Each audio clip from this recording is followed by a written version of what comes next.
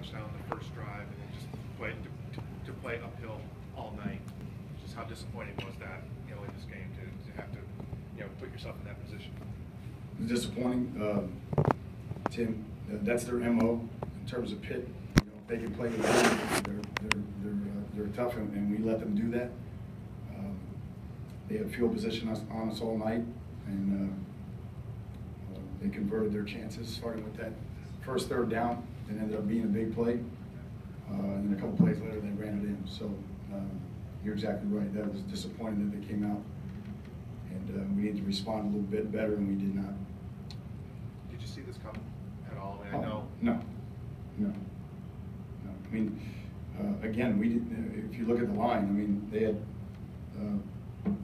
60 plays for 360. We had 73 for 421. They made more plays than we did. They had a shorter field than we did. Our kickoff coverage was not good. Theirs was outstanding. We're just not getting.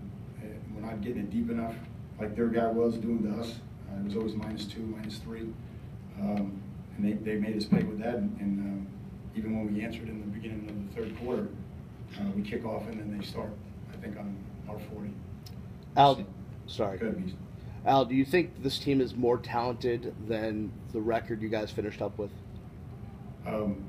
Again, Beast, we're responsible for the record. At the end of the day, I'm responsible for the record. Obviously, I feel like we have, a lot of guys on our team, Clive, Duke, Denzel, that, are chasing elite, and maybe we haven't had that for a while. But overall, as a team, we need to perform better, and that's my responsibility. We are what our record is, period. And so I'm disappointed. Ellie, 5 for 5 in the red zone, 5 touchdowns. In your eyes, does that come down to up front, the battle in the trenches? Yeah, we didn't stop them enough on third down. I think they were 50% on third down, Matt. We didn't get any takeaways, and then it was a short field. So when you play a team like this, it's a little bit like playing Georgia Tech in that you got to make them go long field. So if they're going to play like that, they need to try to get 3 or 4 more first downs. It gives you more opportunities because that's how they play the game. And again, they converted down there, and we just needed one stop, and then on the other end, we just needed to make one more play in the red zone. We did not. How did this team become divided the last couple of weeks? No.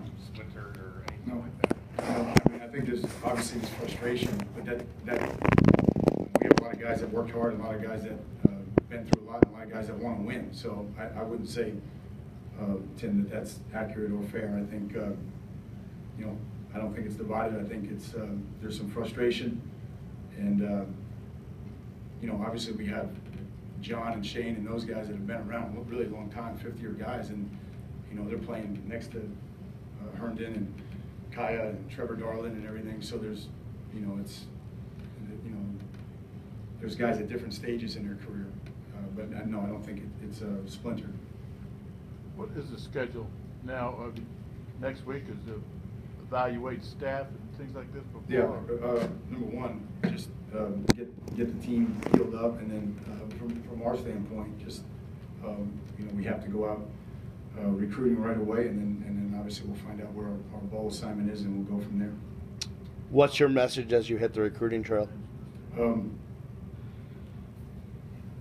There's, again, my message right now, I mean, Beast, honestly, right now I'm really disappointed in our performance tonight and how we played. Obviously, we think there's still a lot of positives.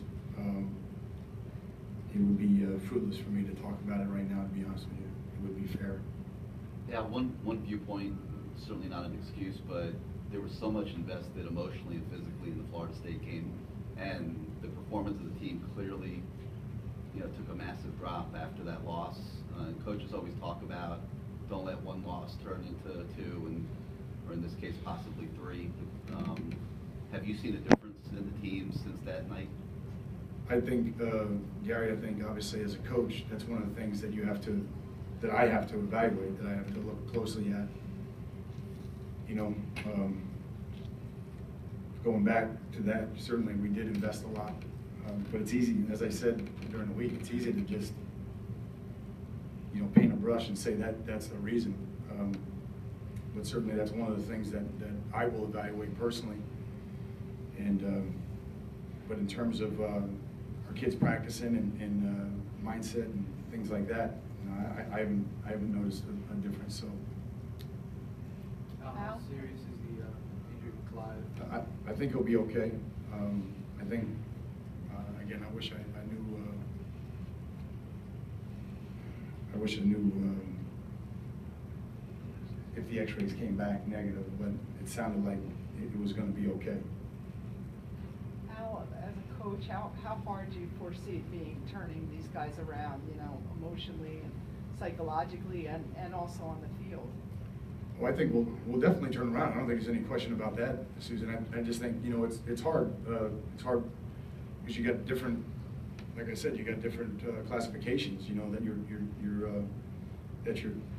dealing with, and there's a lot of guys that obviously played a lot of football tonight, like Chris Herndon and guys like that, Brady, and with that, yeah, they got to stay positive. Some of the older guys, we just need them to stay positive and finish what they started and continue to improve and try to get us our first win in forever.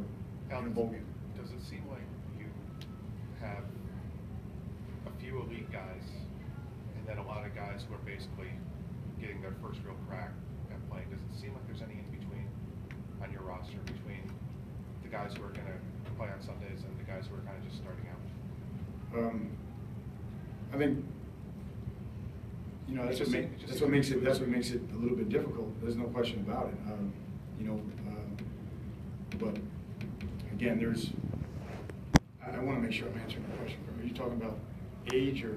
I mean, it just seems like there's two extremes. There's the Duke, Clive, Kaya level of player, and then there's kids, and Kaya being, of course, the exception. And then there's a lot of kids who probably weren't on the first line of your depth chart 8 months ago who are on the field right now too. Yeah, again, I think. I mean, does it almost have like a year one feel to it a little bit in that regard? Tim, honestly, in terms of that, we didn't play well enough tonight. You know, in terms of the big picture, you know, I'm just trying to get everybody better. I think, you know, I don't think any of us sat here in spring ball and thought we were going to be playing with a freshman right tackle or a freshman quarterback. That's the hand that's how it evolved. You know, at the end of the day, we didn't play well enough to beat Pitt. So I just don't want to get into excuses or rationalization or anything like that. I think at the end of the day, we're responsible for every player on the team and how they perform in every position and every unit. And I think we all know there was some challenges there, but nothing that would alleviate not playing better tonight. What happened with the 2 third downs on the drive where they went up 12, the PI on Artie, and then the offside where you had Connor stopped at the 1? How did you get an explanation what happened on those plays? Again, the PI, you know, those are always, for me, you know, I have to look at the film. It's always difficult, but they just said they had him for a holding. I don't think it would have been. I don't think it would have been PI because I didn't think it was catchable. And then somebody lined off offsides. I didn't get a number or anything, but we were offsides on that. Now, heading into the bowl game, you know, obviously Badgley, you know, had some kicks tonight. But aside from that, where do you rate the special teams performance right now, and what can you change going into? Well, we're struggling with our kickoff coverage. We're not driving the ball deep enough. We're not giving our guys enough time to cover it, and we're not hanging it up right now. So I tried both kickers again today. Pitt did a better job than we did in that department. You know, overall, I think Vogel's had a very productive year for us. You know, our return game isn't our return game is something that we're going to have to really sit down and look at here and work on you know, a lot before the bowl game. We haven't had an explosive return and that's disappointing. Last question, guys. Coach, can you talk about what Duke was able to accomplish tonight? Yeah, again, I just wish it was a better environment to celebrate what he has accomplished, because I think it's extraordinary. I really do. And for him to do it in the time frame that he's done it makes it really unique for him. So he's a unique young man. Grateful for the opportunity to coach him every day, and obviously the way he's responded and the way he's accepted coaching and changed a lot of little things in his game to be as productive as he has been this year, and he deserves it. Great.